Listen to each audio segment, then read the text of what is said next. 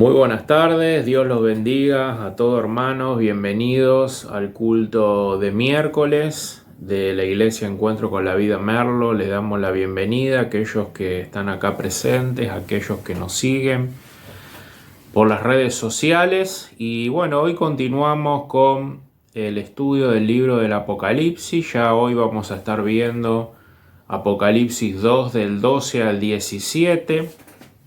Así que vamos a estar orando para iniciar este culto. Señor, en el nombre de Jesús te doy gracias. Gracias por tu amor, tu misericordia que se renuevan todos los días. Gracias, Señor, por este momento que podemos reunirnos como iglesia y escuchar tu palabra. Te pedimos perdón por nuestras faltas y pecados. En el nombre de Jesús. Amén y amén.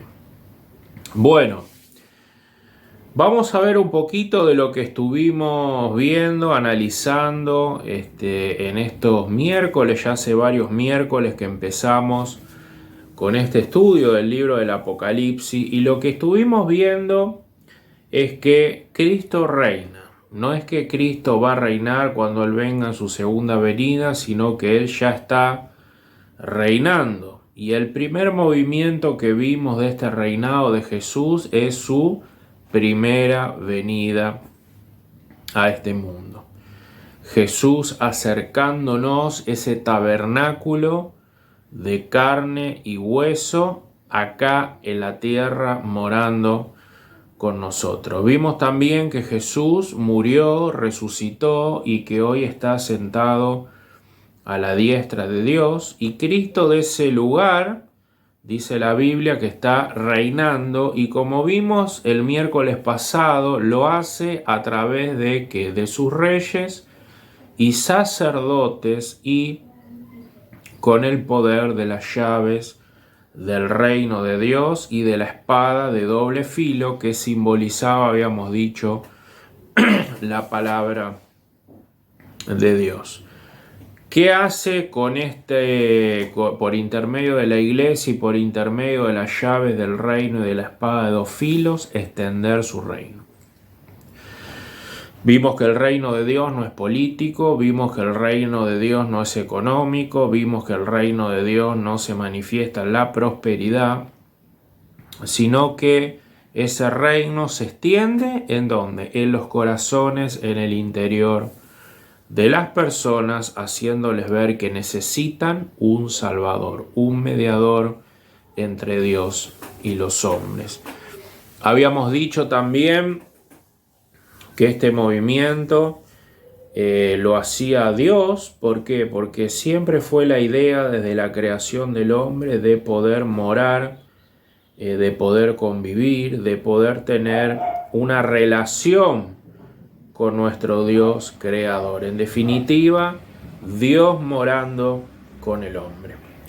Otro tema importante que vamos a comenzar a ver hoy y que nos muestra el libro del Apocalipsis es que hay una lucha, ¿sí? Hay una batalla de Cristo a través de su iglesia. Esta iglesia junta, unida, avanza hasta la consumación del reino final, físico y visible, como dijimos los primeros miércoles. Y lo que vamos a ver es que este reino avanza en medio de un peregrinaje en este mundo, en medio de ¿qué? En medio de pruebas, en medio de luchas, en medio de batallas contra grandes enemigos.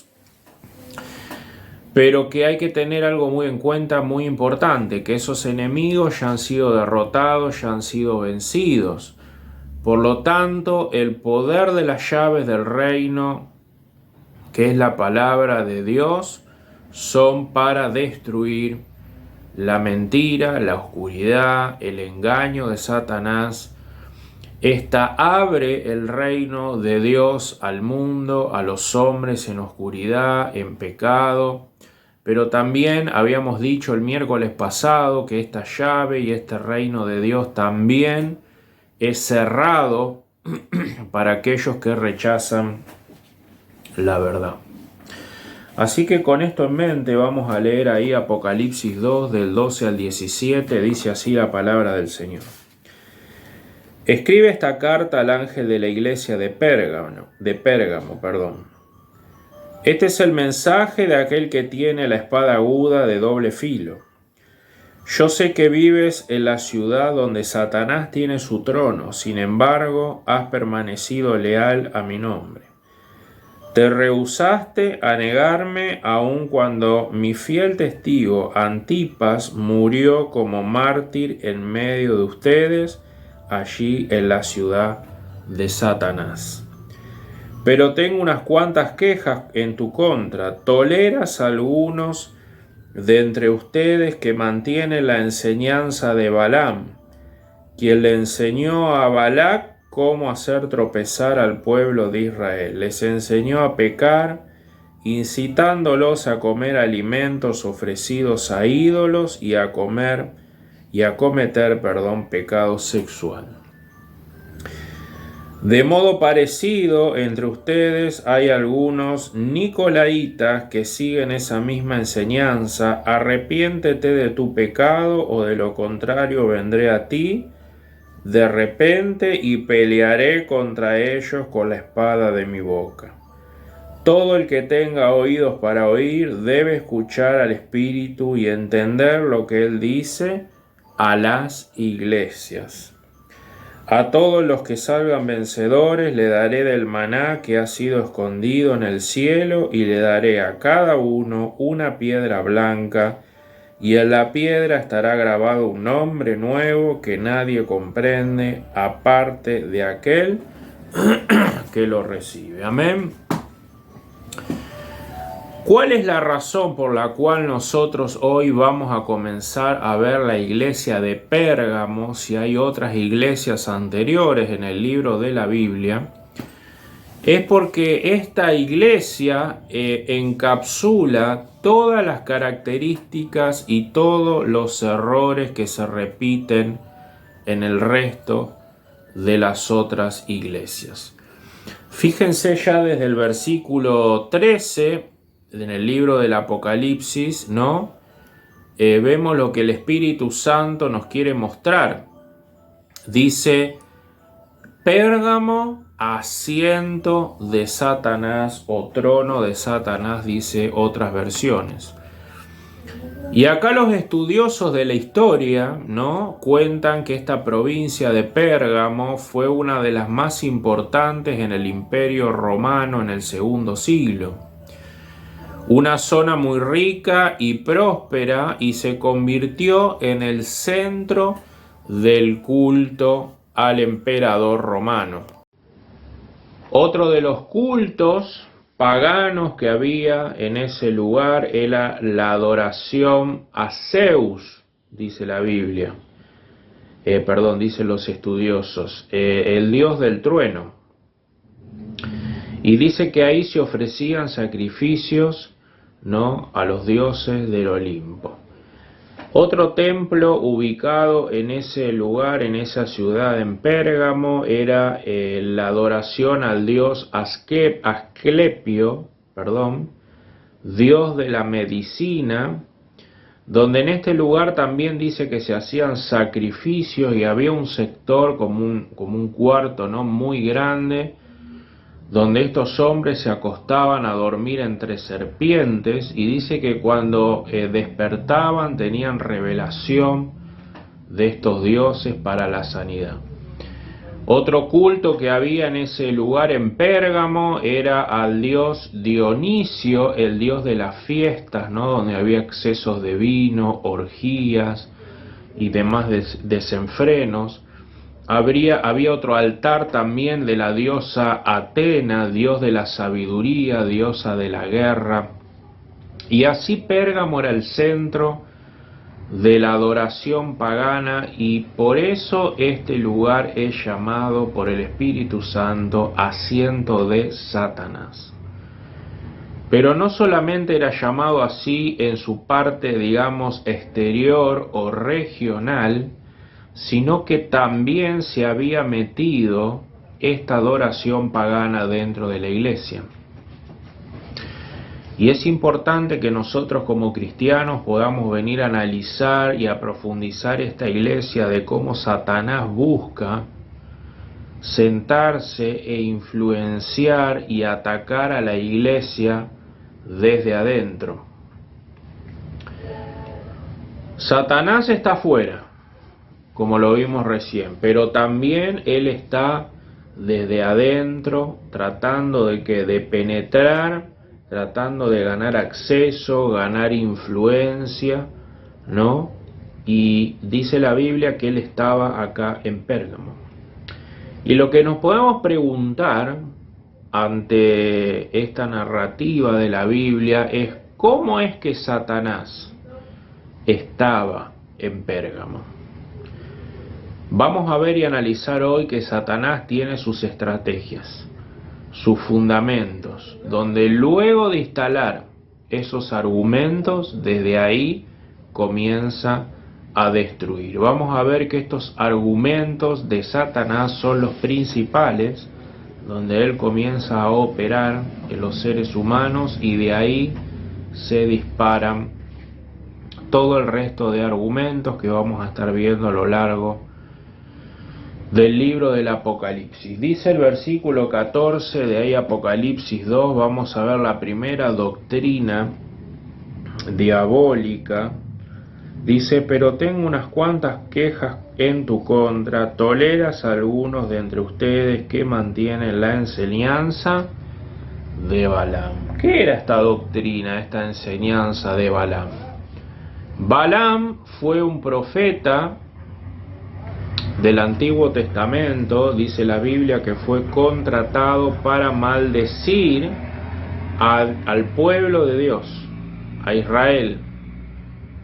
Pero la enseñanza primordial que nosotros tenemos en este pasaje es ¿quién puede maldecir a los hijos de Dios? Nadie. Así que como no podía maldecirlos, dice que se ingenió una idea malévola, y esta idea era que le enseñó a Balac a poner tropiezo al pueblo de Israel, a comer cosas sacrificadas, dice la Biblia, a los ídolos, a cometer fornicación, y todo esto porque por avaricia y con el fin de recibir dinero a cambio. La estrategia de Satanás era hacer que el pueblo de Dios, que era un pueblo apartado, santo para Dios, con leyes específicas, con una manera de vivir, los incitaba a que se juntaran con mujeres, dice, extranjeras, y de esta manera fornicar con las mujeres que no son del pueblo de Dios, y así comenzaran a abrazar, a adorar a los dioses paganos y la idolatría de otras naciones. Dice, quería que el pueblo de Dios tuviera tropiezos, que el pueblo de Dios comenzara a hacer prácticas detestables a los ojos de Dios y que se apartaran de la verdadera adoración. ¿Cuál es la estrategia? Es poner tropiezo a través de ¿qué? De la idolatría. Para transformarnos poco a poco en aquello que adoramos. El ídolo o la idolatría es una lucha que nosotros como cristianos tenemos que tener toda la vida y todos los días en este mundo. Es una lucha que nunca podemos abandonar. Nuestro amor por Cristo y nuestro amor por la Iglesia debe estar por encima siempre de nuestro amor por las cosas del mundo. Y mucho más si afectan también la vida espiritual de otros. Una de las fundamentales estrategias de Satanás es llenar poco a poco el corazón de una iglesia y de su pueblo de los ídolos que abundan en nuestro hombre caído. Bueno, y muchos nos pueden preguntar, que quizás que están escuchando por primera vez, ¿qué es un ídolo? ¿Qué es la idolatría? Bueno, es cuando exaltamos, elevamos a la creación o algún aspecto de la creación más que a Dios. Es decir, sacamos a un Dios de nuestra mente, de nuestra vida, de nuestro diario vivir, y ahora comienzo a vivir y a pensar solamente en este mundo. Es decir, el hombre que es creado a imagen y semejanza de Dios, hecho ¿para qué? Para adorar a Dios y a vivir en servicio para Dios y a recibir todo beneficio, todo don y toda provisión. Ahora, ¿qué hace? Quita los ojos del Creador como el dador, como el proveedor, como el sustentador y salvador nuestro, para ponerlo ahora en lo creado, es decir, un ser humano puede ser, o una cosa creada por él. El ídolo nace de la creación. Es la creación glorificada, exaltada, abrazada, amada en el corazón del hombre. Es algo del mundo, como dijimos recién, puede ser una cosa o puede ser una persona que ocupa toda mi mente, toda mi fuerza, toda mi vida antes que Dios y la obra que debo hacer para Él. Indudablemente las personas que no conocen a Cristo, que no han nacido de nuevo, viven así, ¿no? Adorando el mundo y buscando del mundo todo su bienestar. Pero nosotros que somos cristianos estamos llamados a primero identificarlos y segundo luchar contra ellos. En aquella época el ídolo tenía un nombre, como vimos al principio: Atenas, Zeus, Asclepio, ¿no? Pero detrás de todos ellos, ¿qué había? ¿Qué se escondía? Detrás de todo eso, lo que había y lo que se escondía era devorar la creación de Dios, para tratar de ganar un beneficio, un consuelo, una llenura interna, y así dejar de adorar a nuestro Salvador y correr a un costado la función de reyes y sacerdotes que Dios nos ha dado, como vimos el miércoles pasado. Hoy ya no se ven estos dioses o estos nombres o estas maneras quizás de rendirles culto como se hacía antes, con estatuas, ¿no?, de Zeus, de Atena. Pero el plan de Satanás continúa, promoviendo que la idolatría, y Satanás regalándosela al ser humano, lanzándosela constantemente al corazón humano, tratando de penetrar así la iglesia y afectando que nuestra vida como creyentes. ¿Cuáles son estos ídolos o dioses hoy en día en la modernidad? El dinero, el trabajo, el sexo, el poder, la fama, la belleza, la salud, cosas que son de la creación, que no son malas en sí mismas, pero sí es destructivo cuando se convierte en un ídolo. Ese ídolo es cuando tomamos la creación y la elevamos al nivel de Dios. ¿Cuál es tu Dios? Hoy la Biblia nos pregunta. Nuestro Dios es aquel en el cual esperamos, aquel en el cual confiamos, aquel de quien recibimos todas las cosas, toda la seguridad, y aquel que ocupa mi mente y mi tiempo. Un ejemplo muy claro es, por ejemplo, cuando los hombres confían, esperan y reciben del dinero todas las cosas. Ahí está su Dios.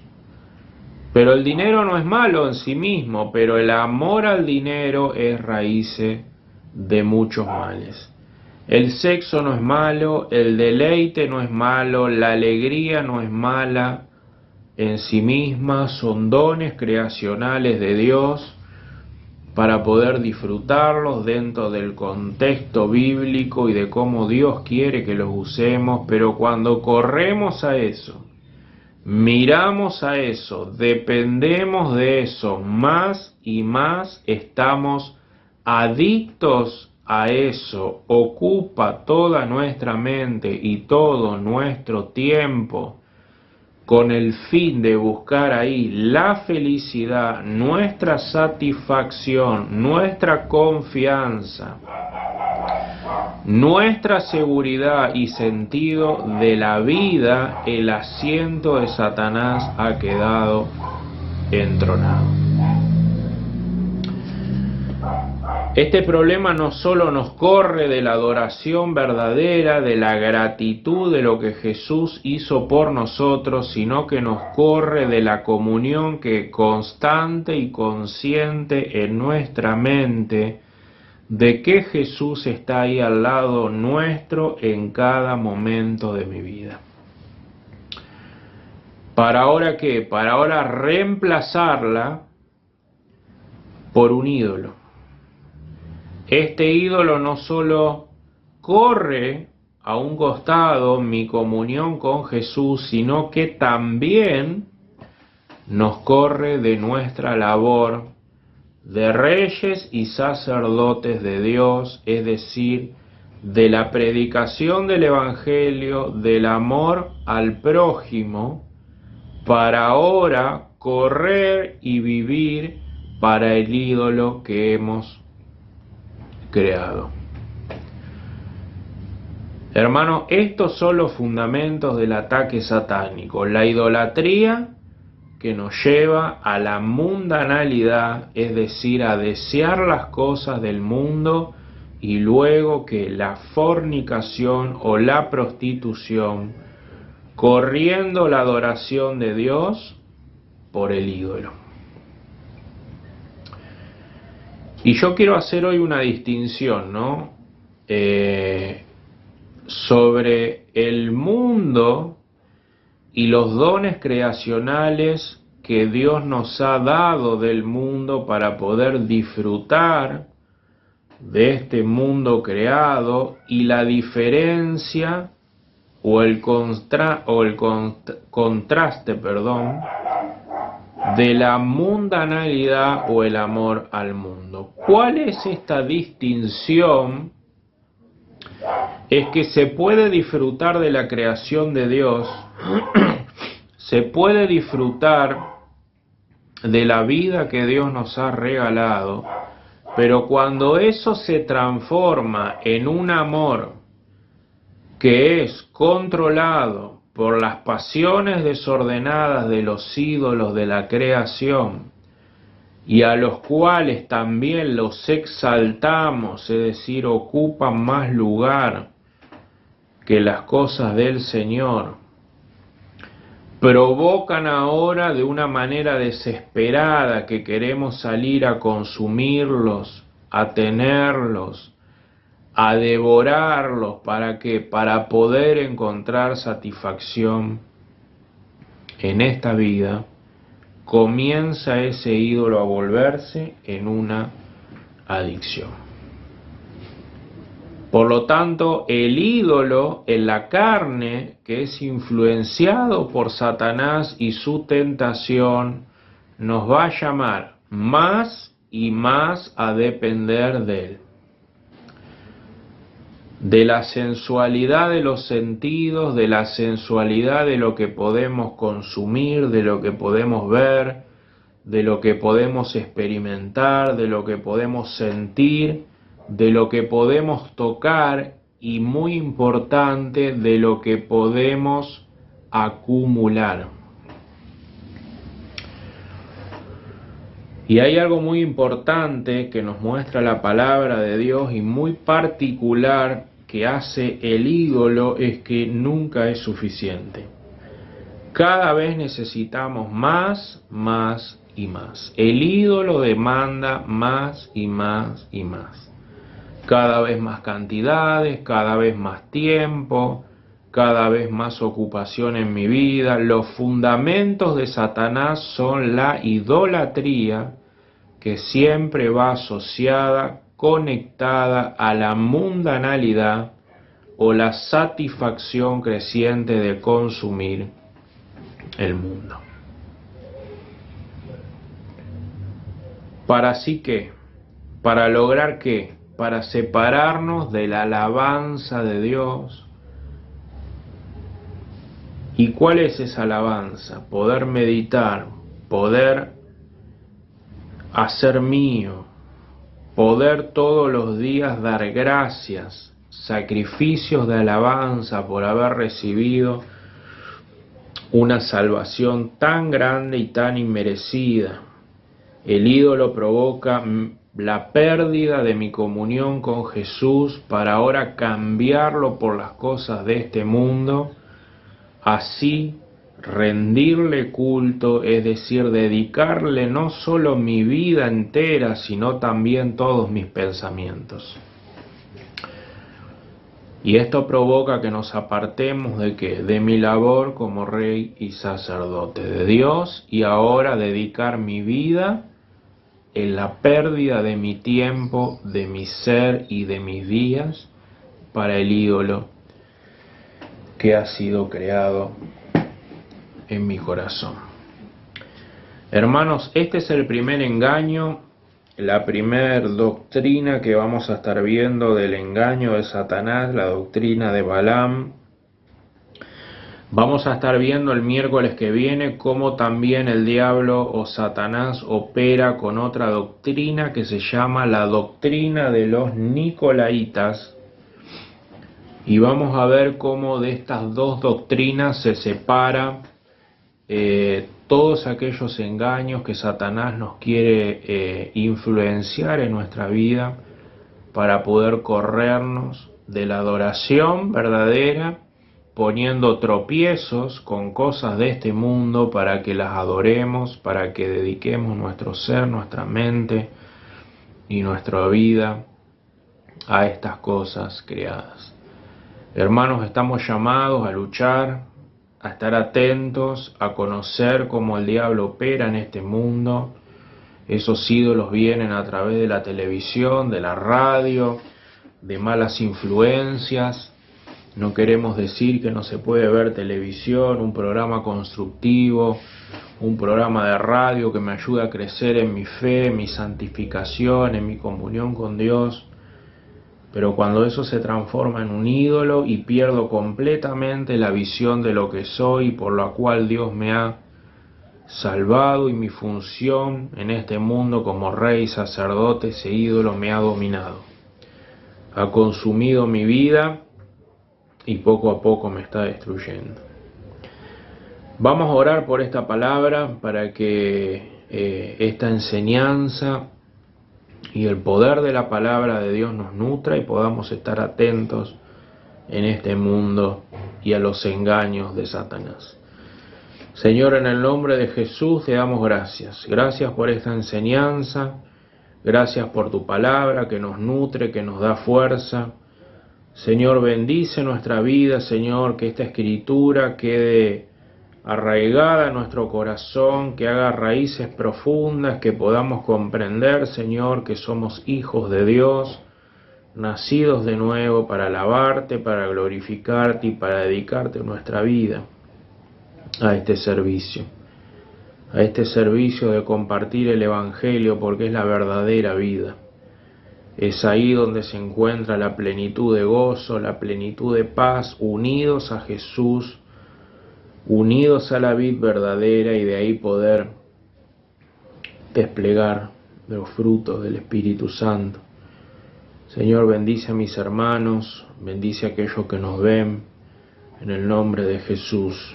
Amén y amén. Si es el caso que es la primera vez que nos estás viendo y es la primera vez que escuchás este mensaje, quiero decirte que hay un regalo que se llama Jesús. Ese regalo viene con la promesa del Espíritu Santo, paz y gozo en el corazón. Si estás cansado, si estás agobiado, vení a Jesucristo. No sabes lo que te puede pasar hoy, lo que te puede pasar mañana, lo que te puede pasar en cualquier momento. Y hoy mismo puedes estar seguro que si Dios te llama a su presencia, vas a poder entrar al reino de los cielos porque has creído en Jesús como Señor y Salvador. Si querés recibir al Señor en tu vida, haz esta oración conmigo de todo corazón, decile así: Señor Jesús, te pido perdón por mis pecados. He entendido que he tenido una vida, Señor, apartada de ti, una vida de maldad, y hoy te pido que me limpies, que me restaures, que me des, Señor, la promesa del Espíritu Santo y la vida eterna. Señor, te recibo en mi vida como Señor y Salvador, y te pido que me ayudes a crecer, que me ayudes a leer tu palabra y a poder tener la fuerza para ir a una iglesia sana, que me enseñe a conocerte. En el nombre de Jesús te damos gracias. Amén y amén. Te esperamos el miércoles que viene para otro culto más de la Iglesia Encuentro con la Vida. Dios te bendiga.